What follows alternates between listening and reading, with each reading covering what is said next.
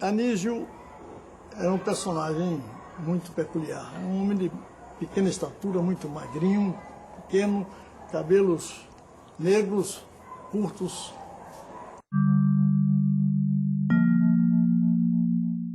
Que há homens que são, quando são assim inteligentes e se projetam, ficam muito vaidosos, né?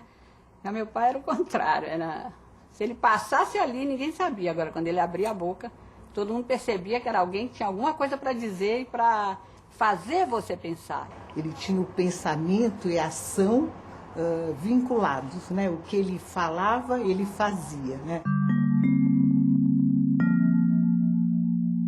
Eu não tenho o menor amor físico pelas minhas ideias. De maneira que, a qualquer convencimento de novas ideias, eu vou para o que me convencer novamente.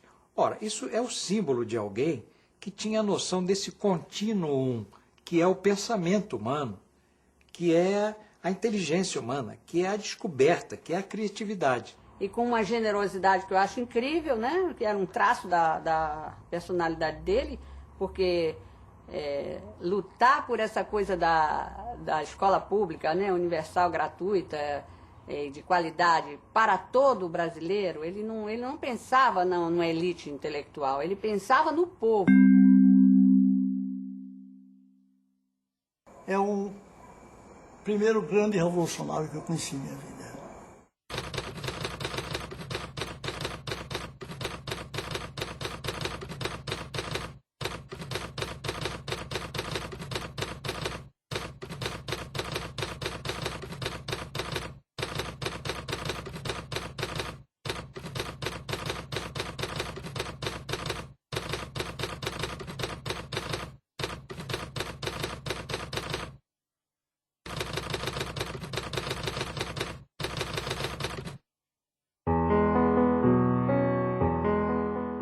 Anísio Teixeira, meu pai, nasceu em Caetité, uma cidade do Alto Sertão da Bahia, interior, né? Fica a 800 quilômetros de Salvador.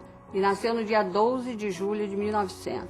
O que o levava, depois de grande, a comentar que ele pertencia a 2 séculos.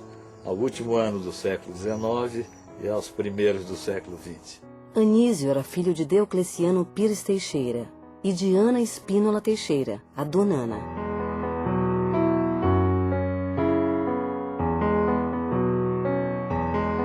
Deocleciano foi médico, fazendeiro e político. Homem extremamente influente em Caetité e na capital. Donana, filha de uma rica e tradicional família baiana. A família tinha uma fazenda que era do tamanho do antigo estado da Guanabara, só para vocês terem uma ideia, 20 mil léguas de Rio São Francisco. Nesta época, Caetité era conhecida como a Corte do Sertão. Caetité teve um significado para a Bahia, talvez como Ouro Preto teve para Minas Gerais, guardadas as devidas proporções. Caetité era sede de bispado, Caetité tinha colégio jesuíta.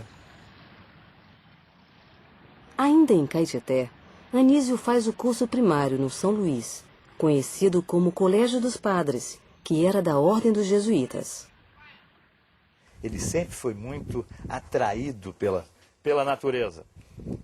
Pequenos animais, insetos, tudo isso fascinava meu pai. Isso é um fascínio que se estendeu até a vida adulta. Ele tinha besouros, besouros mais diferenciados, mereciam dele uma atenção especial, ele pegava, o pessoal às vezes até se assustava com a forma pela qual ele se aproximava de alguns desses bichos ou insetos. A Europa vive a Primeira Grande Guerra, quando Anísio viaja pela primeira vez para Salvador, para estudar em regime de internato no Colégio Antônio Vieira. Eu me lembro, ele sempre comentava que aos 16 anos ele teve a experiência primeira na vida de ver o mar, coisa que o deixou literalmente fascinado.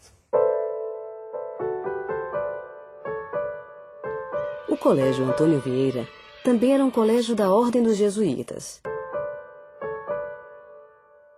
Nesse período, ele expressou seu desejo de ingressar na vida religiosa. Eu acho que a formação religiosa, que já vem desde Caetité, no Colégio São Luís, e também na própria estrutura familiar qual ele estava incluído, na própria estrutura familiar que ele estava incluído, é reforçada com internato.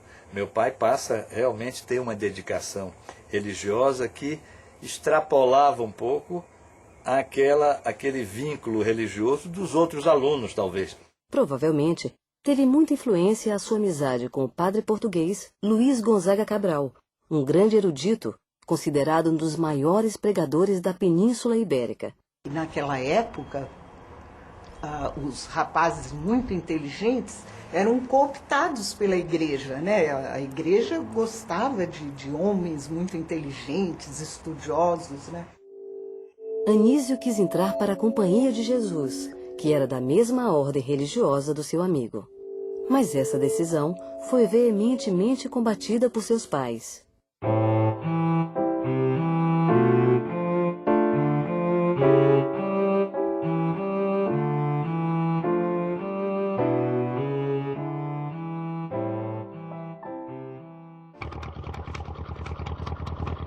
O desejo de seu pai, Diocleciano, era que ele seguisse carreira política, e assim o convence a estudar Direito no Rio de Janeiro, onde ele se forma em 1922. De volta à Bahia, é convidado pelo então governador Góes Calmon para o cargo de Inspetor-Geral de Ensino do Estado, cargo equivalente hoje a secretário de Educação. É através desse convite que a educação entra na sua vida para nunca mais sair.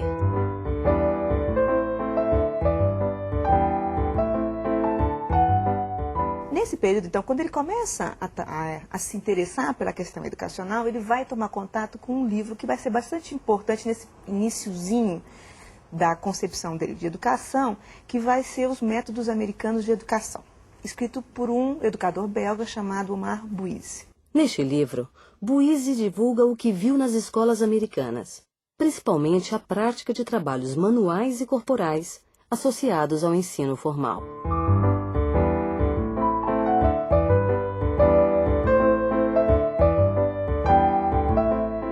O impacto da leitura do Omar Bouise é tão grande para o Anísio Teixeira que ele vai mandar traduzir o livro. Esse livro, a primeira parte, basicamente, que ele vai mandar traduzir, e ele vai distribuir para todos os professores da Bahia, professores primários que estão em atuação na Bahia.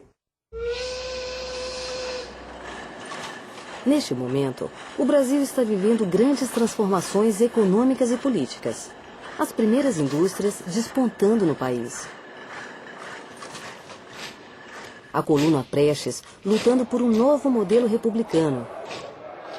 E na Bahia, Anísio traçando novas diretrizes para o ensino público.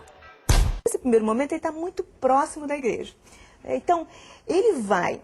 Esses conceitos ligados a uma educação católica que ele está trazendo da sua formação jesuítica, ele vai progressivamente abandonar. E o primeiro momento de ruptura vai ser justamente com a leitura do Omar Bouise. Não vai ser uma ruptura total, ele vai fazer conciliações e ele só vai conseguir fazer uma ruptura maior com esse pensamento católico de educação a partir do momento em que ele de fato viaja aos Estados Unidos e ele toma contato com segunda grande influência, e aí sim que vai ser uma influência perene, porque o Omar Bouise ele vai abandonando, que vai ser o John Dewey. A primeira viagem de Anísio Teixeira à América, né, aos Estados Unidos, é em 1927. Ele vai comissionado pelo governo da Bahia, na época ele era diretor de instrução, né, com o Góes Calmon, e ele vai visitar escolas americanas. É onde ele começa, ele descobre a América nessa viagem. Ele volta realmente impressionadíssimo, né? Porque ele vê um novo panorama na questão das escolas, dos espaços físicos. O Brasil não tinha escolas com prédios construídos para a escola, era tudo improvisado, né? Tinha um galpão, ficava uma escolinha e tal. Então ele vê que é necessário criar essa ambiência, né? Para que a criança esteja feliz, uma escola alegre, uma escola... ele defendia sempre isso, né? Que a escola tem que ser um ambiente onde a criança se sinta livre e feliz, né?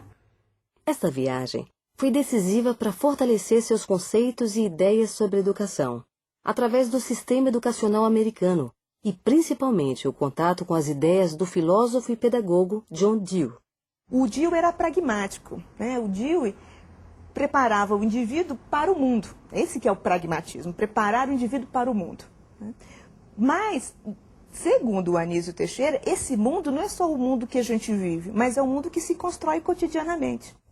Tem um dado que ele comentava que, a respeito da crítica à maneira de se educar no Brasil, que ele dizia que, olha, uma das coisas que me irrita e me indigna é realmente a gente promover uma educação onde eu sou capaz de ensinar todos os nomes de geladeiras, toda a história da geladeira e não ensinar como funciona a geladeira. Ele achava que essa era um grande crivo entre essa educação ibérica que nós importamos, essa educação europeia nossa, e talvez a educação americana no sentido aí sim de trazer uma linhagem mais pragmática.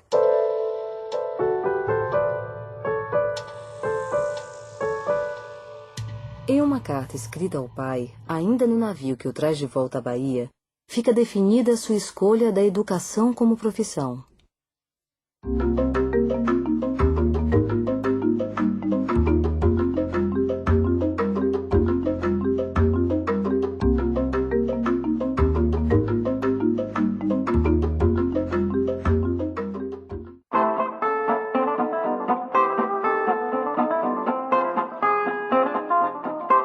Anísio volta para os Estados Unidos em 1928 para fazer mestrado no Teachers College da Universidade de Columbia, em Nova York.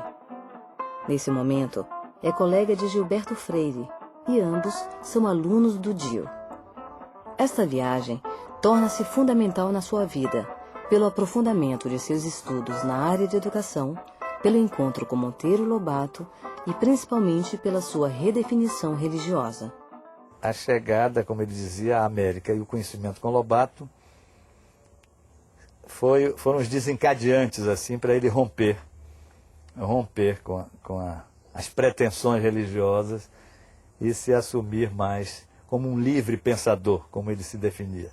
É interessante, né? Porque é muito difícil você se livrar das experiências que são muito marcantes, né?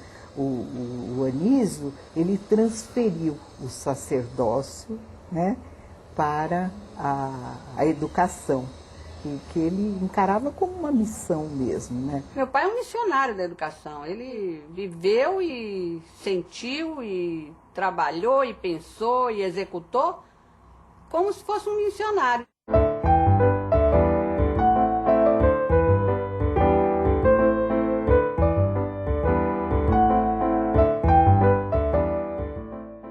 Quando ele retorna à Bahia em 1929, pleno de novas ideias, não consegue entrar em acordo com o novo governador Vital Henrique Soares.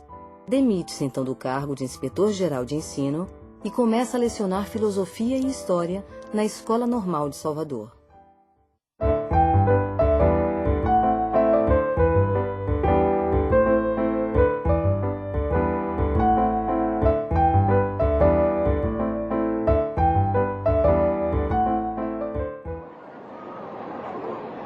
Os anos 30 são muito marcantes na vida brasileira, com a Revolução mudando a paisagem política do país e na vida pessoal e profissional de Anísio. Ele vai receber o convite para fazer a reforma da instrução pública no Rio de Janeiro. Então, nesse momento, o Rio de Janeiro é Distrito Federal. Isso significa o quê? Significa que ele é a capital da República.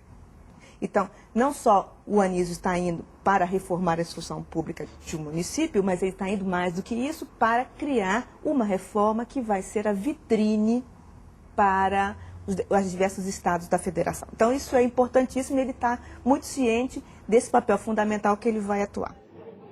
Anísio cria o Instituto de Educação, responsável pela formação dos professores da rede pública e algumas escolas experimentais. Em 1932, Anísio fica noivo e casa-se com Emília Teles Ferreira. E minha mãe era uma pessoa muito alegre, era uma casa cheia. Ela cantava, dançava, tudo que meu pai não sabia fazer.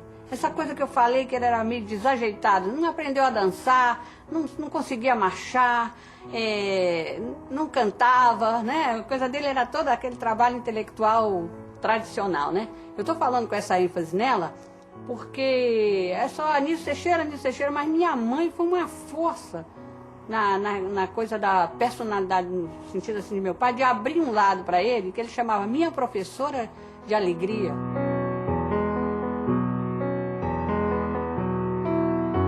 Mamãe eu acho, extremamente cordato e dócil na administração das suas vontades, dos seus desejos. Achava um total cavalheiro. E ele era realmente romântico, era de mandar flores, de fazer dedicatórias que ficaram antológicas na família e ficaram sendo reproduzidas por outros. Da Revolução Constitucionalista de 1932, acontece o Manifesto dos Pioneiros da Escola Nova.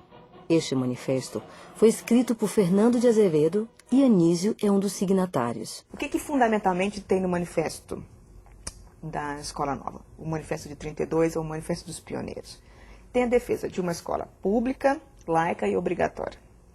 Pública no sentido de que ela é dever do Estado e direito do cidadão. Laica no sentido de que, como ela é uma iniciativa do Estado, ela não está presa a nenhuma religião especificamente, né? E obrigatória porque essa é uma disputa que a gente tem desde o século XIX, que é como fazer com que a escola possa atingir todo e cada um dos cidadãos. Então, que ela seja obrigatória mesmo, para que todas as crianças possam chegar à escola, possam ser alfabetizadas e possam passar por uma escola. Este manifesto vai gerar uma grande disputa entre os educadores pioneiros e os educadores católicos pelo poder de definir os rumos da educação brasileira.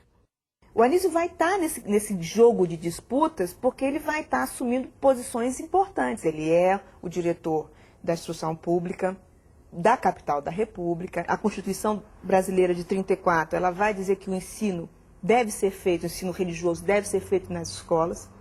Então, o governo, a administração da Diretoria de Instrução Pública do Distrito Federal, Anísio Teixeira, vai demorar a implementar isso porque era contra as convicções dele. A década de 30, mas particularmente os anos 34, 35, são momentos de grande tensão, em que isso está tentando se definir qual que vai ser esse modelo de educação que vai ser implantada no país.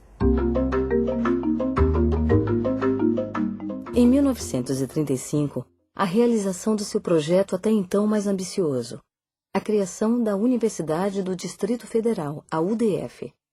A proposta é uma universidade que faça pesquisa, que investigue a realidade, por isso gerando tanta polêmica. No seu corpo docente, uma verdadeira constelação de estrelas. A UDF também vai ter uma vida bastante curta e ela vai ser abortada também pelo projeto autoritário do governo do Vargas, né? Quando as competições políticas ameaçam degenerar... O governo Getúlio vive a caça aos comunistas, um período de grande turbulência no país. Anísio é acusado de ser comunista e sofre grande pressão. Percebendo a gravidade da situação, entrega em dezembro de 1935 a sua carta de demissão. Meu pai era visto como um dos ideólogos da Aliança Libertadora Nacional. Situação que, na verdade, nunca existiu. Meu pai não chegou nunca a ser um militante político, militante no sentido partidário. Era um homem de esquerda, mas um homem que seguramente um regime de direita ou de esquerda não tolerariam com muita receptividade, porque ele era suficientemente inquieto e antidogmático para se enquadrar numa estrutura mais rígida, mais ortodoxa no sentido ideológico.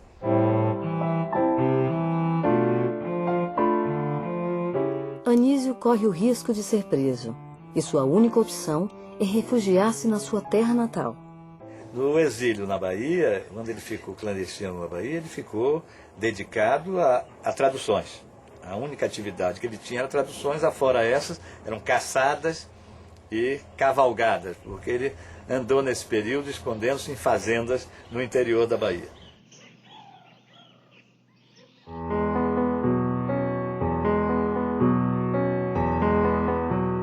Durante o exílio, nascem seus 4 filhos, Marta Maria, Ana Cristina, a Babi, Carlos Antônio e José Maurício. Ainda no exílio, dedica-se à exploração de manganês, revelando-se um grande empresário. Uma atividade comercial onde ele tem sucesso também, interessante isso, né? Não tem nada a ver com a cabeça dele, mas ele tem sucesso. Porque ele era um grande administrador também, né? Um pensador e um administrador. O final da Segunda Guerra significa a vitória das forças democráticas no cenário mundial, gerando no Brasil a grande crise do Estado Novo. Getúlio renuncia em 1945 e o país volta ao regime democrático. Otávio Mangabeira, que também tinha sido exilado, é eleito governador da Bahia e então faz um convite a Anísio, assumir a Secretaria de Educação e Saúde do Estado da Bahia. São 4 anos riquíssimos, né, nessa experiência educacional dele, e é quando ele consegue fazer o projeto da sua vida, né? Fazer uma escola pública, universal, gratuita, laica, de qualidade, igual a uma escola para ricos, e era uma escola para todos, né? Em 21 de setembro de 1950, é inaugurado no bairro da Liberdade, em Salvador, o Centro Educacional Carneiro Ribeiro, conhecido como Escola Parque. Este centro traz em sua gênese a proposta então revolucionária de educação integral em tempo integral, voltada para as populações mais carentes.